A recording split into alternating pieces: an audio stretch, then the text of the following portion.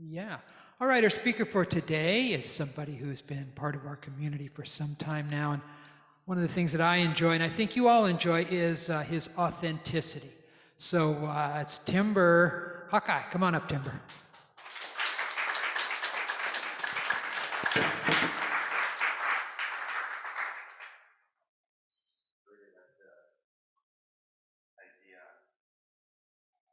Yeah, there we go. I really like the idea from I think it was a spiritual reading today about spiritual housekeeping, or one of them talked about that. I really like that idea.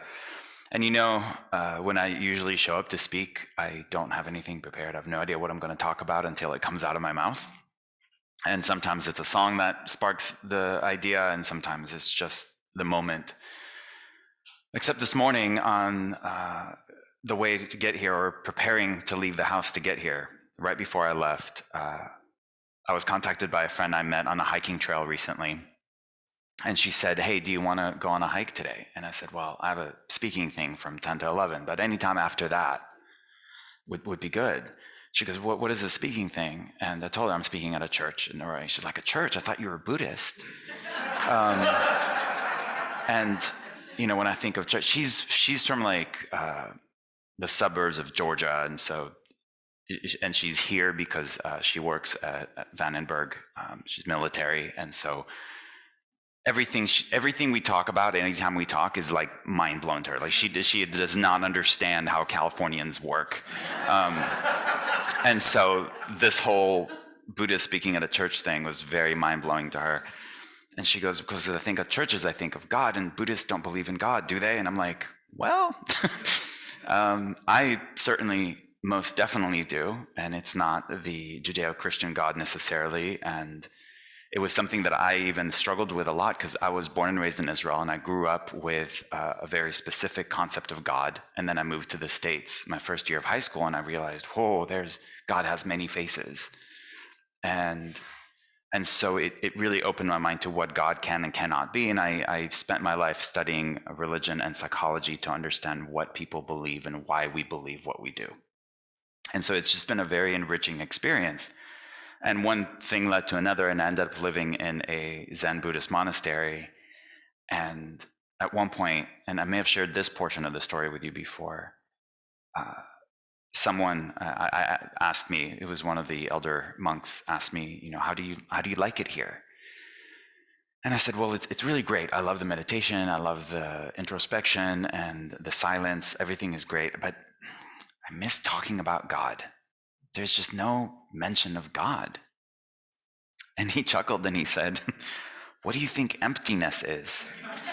Because in Buddhism, there's a lot of talk about emptiness. And I don't know if you know this, but right before leaving the house, I printed out. I went to the monastery's website and I was like, do they have the morning chants online? And I'm not going to read the whole thing. But just to give you an idea of how big a part emptiness is of Buddhism, this is just a portion of a daily chant. Form does not differ from emptiness. Emptiness does not differ from form. Form itself is emptiness. Emptiness itself is form. Sensations, perceptions, formations, and consciousness are also like this. All dharmas are marked by emptiness. Given emptiness, there is no form, no sensation, no perception, no formation, no consciousness, no eyes, no ears, no nose, no tongue, no body, no mind, no sight, no sound, no smell, no taste, no touch, no object of mind, no realm of sight, no realm of mind consciousness. There is neither ignorance nor extinction of ignorance. There's neither old age and death. There's no extinction of old age and death. There's no suffering, no cause, no cessation, no path, no knowledge, and no attainment. Basically, emptiness is just such a huge part. And in the easiest way I can explain it, because emptiness is such a huge concept, it's like trying to explain God. The way my teacher explained it, he said, if you think of a piece of paper, even as an example, there is no piece of paper that exists inherent in and of itself. The paper is not, there's no such thing as a piece of paper that stands alone, meaning this piece of paper is made up of not just the tree, but the sun and the rain and everything that went into making this piece of paper possible. And if you take out one of those things, this piece of paper ceases to exist. And so if you think of every single thing and you trace it back, you go, okay, well, what was it before it was a piece of paper? Well, it was a piece of wood. And what was before it was a piece of wood? It was a tree. And you trace anything back far enough and you end up with, I don't know. Does that make sense? Like you trace it far back, like where are we from? Well, my parents. Well, where are my parents from? Well, they're gone. And where are they from? I don't know. You want to trace it back to maybe we came from monkeys and monkeys came from fish. And okay, where did the fish come from? And you just trace it all back and it always leads back to, I don't know, or God, or emptiness, or whatever you want to call it. So God is a very big part of Buddhism. It's just not called God. And it's also not credited with creation. It's not, there's no theory of, where it all started and all that. There's just a very, to me, honest, I don't know. And I love that. And it's what drew me to Buddhism, because it didn't pretend to have answers to what didn't, and I'm not suggesting that religion or anything else pretends. Everything, even our chants, even our practices, it's all designed to make us comfortable with what we don't know. Uncertainty makes us extremely uncomfortable. And if COVID has proven anything, it's just how uncomfortable we are with uncertainty. What Buddhism does is it allows us to be comfortable, to let go, to release. What I loved about the reading earlier today about that which makes us uncomfortable, especially that which makes us uncomfortable, is all of that just pushes us. So right after I printed that, I said, well, since I'm going to be sitting in front of you and reading something off a piece of paper, which I've never done before, well, I'm going to do it. I might as well go all the way and read something else. And so if you don't mind, I want to read this to you about how it ties in to everything we've been talking about today, and even the music. I'm going to say it's all weird how it all ties in, but it's not weird at all. It's all divine, and it's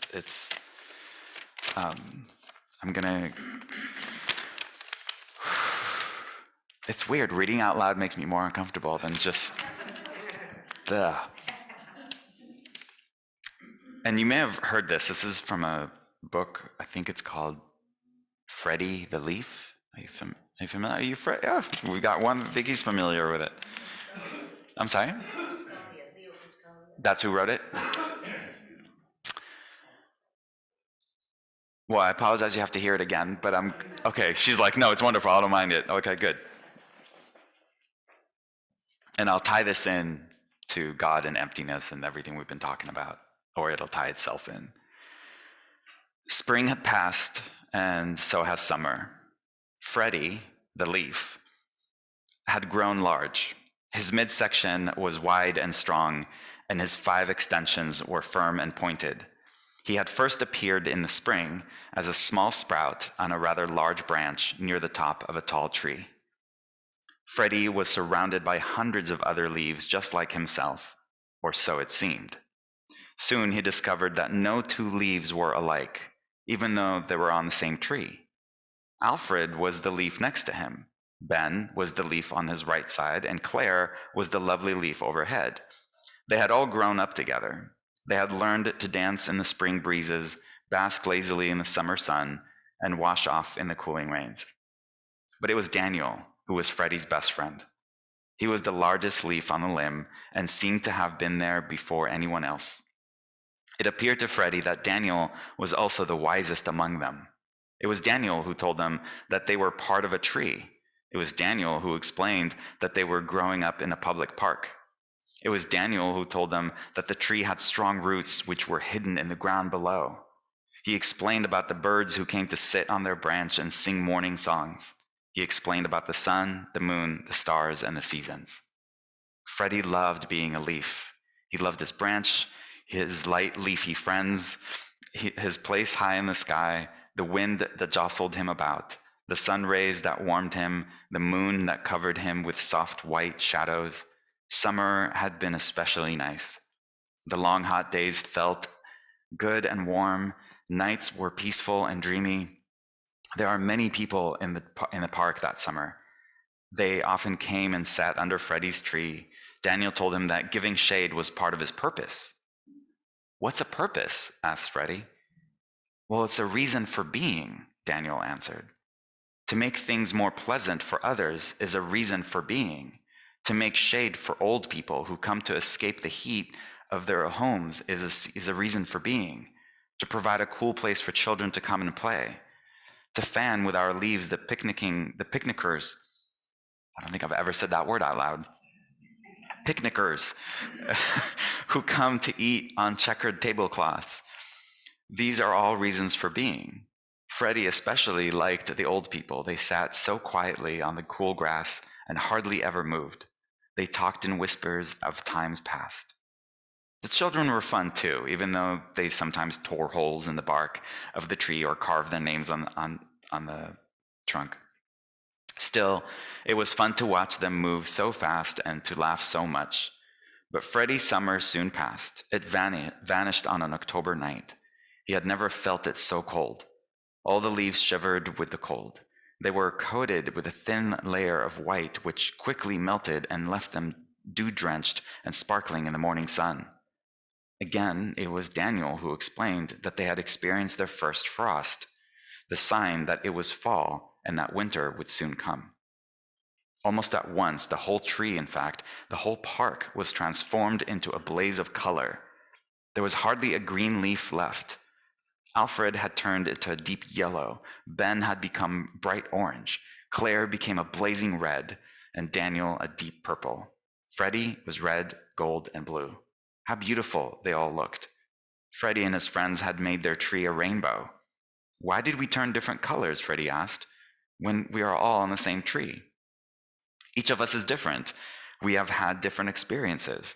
We have faced the sun differently. We have cast shade differently. Why should we not have different colors?" Daniel said matter-of-factly, Daniel and Freddie, that this wonderful season was called, he told Freddie that this season was called fall. Sorry. I'm excited sharing this and I'm stumbling over my words. One day, a very strange thing happened. The same breezes that in the past had made them dance began to push and pull at their stems, almost as if they were angry. This caused some of the leaves to be torn from their branches and swept up in the wind, tossed about and dropped softly on the ground. All the leaves became frightened. "What's happening?" they asked each other in whispers. "It's what happens in the fall," Daniel told them. "It's the time for leaves to change their homes. Some people call it to die." "Will we all die?" Freddie asked. "Yes," Daniel answered. "Everything dies. No matter how big or small, how weak or strong, we first do our job. We experience the sun and the moon, the wind and the rain. We learn to dance and to laugh, and then we die." "Well, I won't die," said Freddie with determination. "Will you, Daniel?" "Yes," answered Daniel, "when it's my time." "When is that?" "No one knows for sure," Daniel responded. Freddie noticed that the other leaves continued to fall. He thought it must be their time. He saw that some of the leaves lashed back at the wind before they fell. Others just simply let go and dropped quietly. Soon the tree was almost bare. "I'm afraid to die," Freddie told Daniel. "I don't know what's down there." "We all fear what we don't know, Freddie. It's natural," Daniel reassured him. "Yet you were not afraid when spring became summer. You were not afraid when summer became fall. There were natural changes. Why should you be afraid of the season of death?" "Does the tree die too?" Freddie asked. "Someday, but there's something stronger than the tree. It's life. It's the thing that lasts forever, and we're all a part of life. Where will we go when we die? No one knows for sure. That's the great mystery. Will we return in the spring? We may not, but life will. Then what was the reason for all of this?" Freddie continued to question. "Why were we here at all if we're all going to fall and die?" Daniel answered in his matter-of-fact way. "It's been about the sun and the moon. It's been about the happy times together. It's been about the shade and the old people and the children. It's been about the colors in the fall. It's been about the seasons. Isn't that enough? That afternoon, in the golden light of dusk, Daniel let go. He fell effortlessly. He seemed to smile peacefully as he fell. Goodbye for now, Freddie, he said. And then Freddie was alone, the only leaf left on the branch. The first snow fell the following morning. It was soft, white, and gentle, but it was bitter cold. There was hardly any sun that day, and the day was very short. Freddie found himself losing his color, becoming brittle. It was constantly cold, and the snow weighed heavily upon him. At dawn, the wind came that took Freddie from his branch. It didn't hurt at all. He felt himself float quietly, gently, and softly downward. As he fell, he saw the whole tree for the first time. I love that part. As he fell, he saw the whole tree for the first time. How strong and firm it was. He was sure that it would live for a long time, and he knew that he had been part of its life, and it made him proud. Freddie landed on a clump of snow. It was soft. In this new position, he was more comfortable than he had ever been. He closed his eyes and fell asleep. He did not know that spring would follow winter and that the snow would melt into water. He did not know that what had appeared to be his useless, dried self would join with the water and serve to make the tree stronger. Most of all, he did not know that there, asleep in the tree and the ground, were already plans for new leaves in the spring. The beginning. Isn't that so cool? And I'm so glad I was able to find it and print it and come here, and it just tied so well for me with trying to answer my friend's question of the hike. She's like, do Buddhists believe in God? And I'm like, does it matter? We're all leaves on this tree. And sometimes we pretend to know and have an idea of what the whole tree is like, but really, perhaps it's not until we let go and on our way down, we see it all for the first time. And it makes me personally completely unafraid of that moment. It's so much so I look forward to it. Not so much I'm going to speed it up, but there's just this curiosity, this eagerness to see what this great mystery is all about. Not just the mystery of dying, but the mystery of living. There's so much richness in every moment. And you're all leaves on my tree. And I appreciate each and every one of you so much. And the tree itself, and the sun, not so much the wind and the snow, but I get they all serve a purpose as well. But do Buddhists believe in God? I don't know. Thank you, guys.